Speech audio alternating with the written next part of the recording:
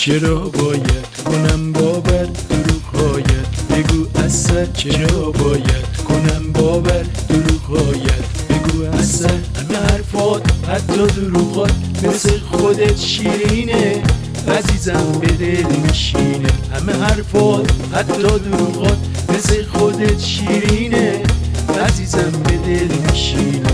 عزیزم به دل میشینه.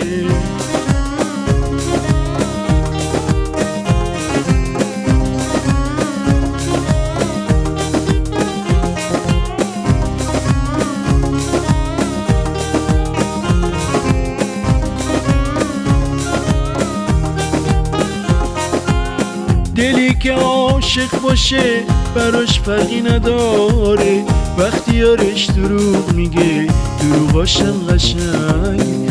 دلی که بیش باشه رنگا براش سیاه میشه حقیقت زندگی بیش بی معنا میشه. پس بگو دروغ بگو دروغاتم قشنگه زندگی بی تو عزیزم به خدا بیرنگه.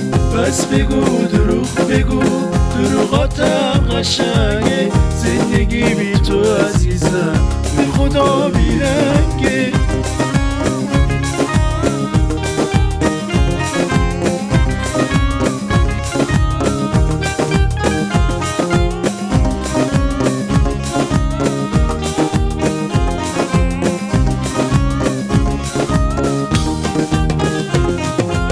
وقتی که دروغ میگی اون چشات برق میزنه فدای اون چشات بشم نظرش فقط به منه. دروغگوی قشنگ من چرا به من دروغ میگی؟ پس چرا گولم میزنی؟